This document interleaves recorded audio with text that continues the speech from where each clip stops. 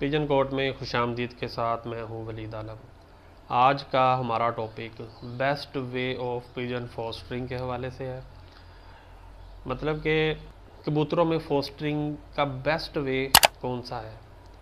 ख़ास तौर पे ये वीडियो रेसर पिजन्स के लिए है। रेसिंग पिजन के अंदर फोस्टरिंग के लिए आपको ये मेथड अडॉप्ट करना होगा। अगर आप ये मेथड अडॉप्ट नहीं करते तो आपके पास क्वालिटी नहीं होगी, क्वांटिटी ज़रूर होगी, मकदार आपके पास बच्चों की बढ़ जाएगी, लेकिन बच्चा कोई परफॉर्मर नहीं होगा।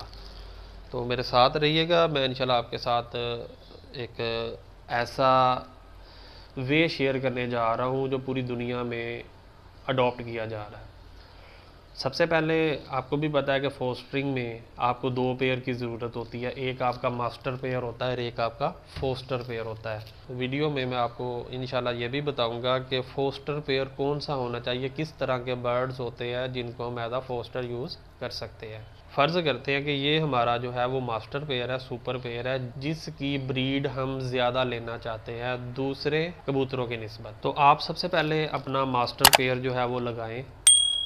जब आप अपना मास्टर पेयर लगा देंगे तो अमूमन देखा जाता है कि 10 दिन के बाद और 12 दिन से पहले जो है वो फीमेल फर्स्ट एग ले कर देती है, और दूसरा एग जो होता है वो एक दिन छोड़ के अगले दिन शाम में 4-5 बजे के राउंड वो दूसरा एग भी ले कर देती है। जब ये पेयर क्रॉस होना शुरू हो जाए, मैटिंग होना शुरू हो जाए, तो आप दूसरी साइड पे फोस्टर पेयर लगा दें। ऐसा फोस्टर पेयर जो ओल्ड बर्ड्स में से हो, यंग बर्ड्स में से आपने फोस्टर यूज़ नहीं करना। तो फ़र्ज़ करते हैं कि 10 दिन के बाद मास्टर पेयर जो था, सुपर पेयर जो था, उसने 2 एग ले कर दिए। सबसे बड़ी ख़राबी यहाँ पे ये है कि लोग क्या करते हैं, जैसे ही एग 2 हो जाते हैं वो उठा के इस तरफ रख देते हैं और इनको क्या करते हैं, दोबारा एग के लिए छोड़ देते हैं। ये टोटली गलत तरीका है। इस तरीके को अडॉप्ट करते हुए आप कभी भी क्वालिटी बर्ड्स नहीं ले सकते। तो इन एग्स को आप मास्टर पेयर के नीचे ही रहने दीजिएगा। दूसरी साइड पे क्या होगा, फ़र्ज़ करें कि इन एग्स को 5 दिन हो गए, 6 दिन हो गए, 7 दिन हो गए, 8 दिन, 10 दिन, 12 दिन हो गए, फोस्टर पेयर ने एग ले कर दिए हैं। ठीक है, अब आपने क्या करना होगा, आपको 2 डमी एग्स की ज़रूरत पड़ेगी। वो इनके लिए नहीं, इनके लिए ज़रूरत पड़ेगी। 2 डमी एग यहाँ पे रख के उसके असल अंडे जो है वो उठा देंगे ताकि इनके अंदर बच्चे ना बन सके। बच्चे इनके अंदर बने हुए हैं। यहाँ तक कंसेप्ट आपको उम्मीद है समझ आ चुका होगा। 17 डेज़ के बाद इनमें से बच्चे निकल आएंगे। मैं चिक्स एक शो कर रहा हूँ आपको क्योंकि एक ऊपर ब्रीडर्स के नीचे पड़ा हुआ है। फिर आपने क्या करना होगा, 5 दिन के बच्चे हो जाएं। जब 5 दिन तक जो ब्रीडर्स होते हैं वो अपने चिक्स को क्रॉप मिल्क पिलाते, उसके बाद नॉर्मल फीड पे आते हैं। जब नॉर्मल फीड पे आ जाए, जैसे ही 5 दिन के चिक्स हो जाए, आपने वो चिक्स उठाने हैं, यहाँ पे रखने हैं और ये एग रिमूव कर देने और इस पेयर को दोबारा एग के लिए छोड़ देना होगा। ये चिक्स आपने उस वक़्त शफल करना है जो भी आपके केज में एक फीडिंग टाइम है। अगर आप सुबह 9 बजे दाना देते हो तो ये आपने सुबह 8 बजे शिफ्ट करने होंगे। अगर आप 10 बजे दाना देते हो तो इसको 9 बजे शिफ्ट करना होगा। कहने का मतलब ये है कि खुराक डालने से 1 घंटा पहले आपने चिक्स शफल कर देने होंगे और उसके बाद आपने ऑब्जर्वेशन में रखना होगा। फोस्टर पेयर जो है वो 1 घंटे तक सरप्राइज़ होगा, थोड़ा सा परेशान होगा, लेकिन 1 घंटे के बाद वो इन बच्चों को एक्सेप्ट कर लेगा और नॉर्मल दाना देना शुरू कर देगा। अब हम चलते हैं इनके फ़ायदे और नुकसानात की तरफ कि ये जो हमने मेथड अडॉप्ट किया है इसमें फ़ायदे कौन से हैं, नुकसान कौन से हैं। ये टोटल डिफरेंट मेथड है जो आपके साथ मैंने शेयर किया है। ये एक ऐसा तरीका है जो दुनिया में सबसे ज़्यादा इस्तेमाल किया जा रहा है। मेरे बहुत से दोस्त इस वीडियो पे, इस मेथड पे एतराज़ करेंगे, लेकिन मैं गारंटी देता हूँ कि अगर आप मेरी पूरी वीडियोस देखें तो आपके जो एतराज़ात हैं वो सारे के सारे रिमूव हो जाएंगे। सबसे पहले जो आपका सुपर पेयर है ना, वो एक जानदार चीज़ है, वो एक मशीन नहीं है।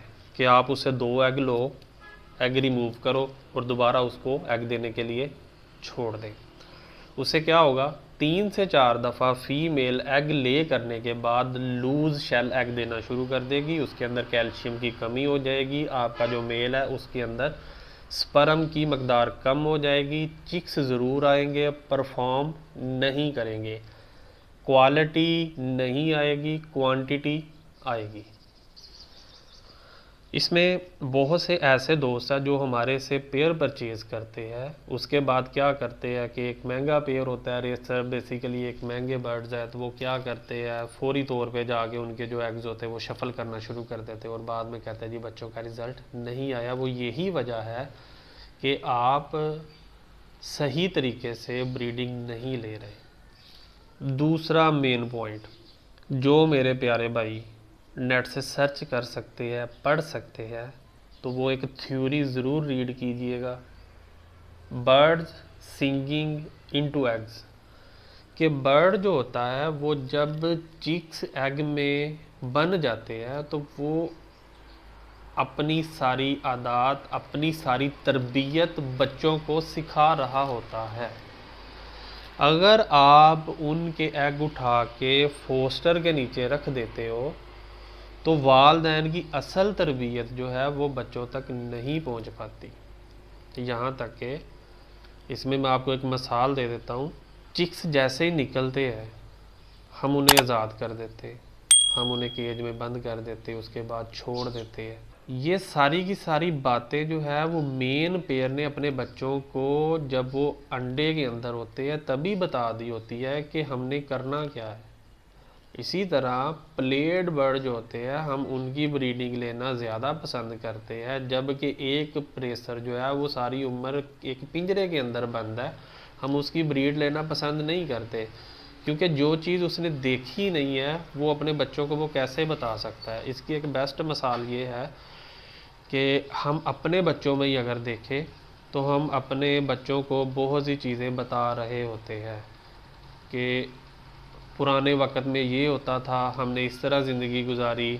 अभी तक मेरे वालिद साहब मुझे बताते हैं, मेरे वालिद साहब की एज जो है वो 85 ईयर ओल्ड है, तो वो मुझे माइग्रेशन के बारे में भी बहुत कुछ बताते हैं। तो हमने भी जो चीज़ें देखी हुई है वो आने वाली नस्ल ने नहीं देखी हुई, तो हमने ही उन्हें बताना होगा कि हमने ये चीज़ें देखी हुई है, इस चीज़ को हम इस तरह करते थे, इस चीज़ को हम इस तरह करते थे। ये सारी चीज़ें आप बर्ड्स सिंगिंग इनटू एग्स में पढ़ सकते हैं।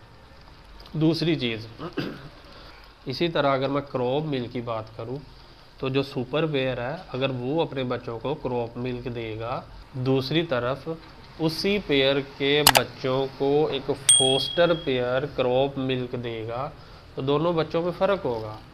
17 से 18 डेज़ एग सिंगिंग के, 5 दिन क्रॉप मिल्क के। मास्टर पेयर का अपने बच्चों के साथ 23 डेज़ 23 दिन जुड़े रहना उनकी ब्लड लाइन में एक परफेक्ट रिज़ल्ट देने की निशानदही है। इससे पिजन रिकवरी भी मुमकिन है।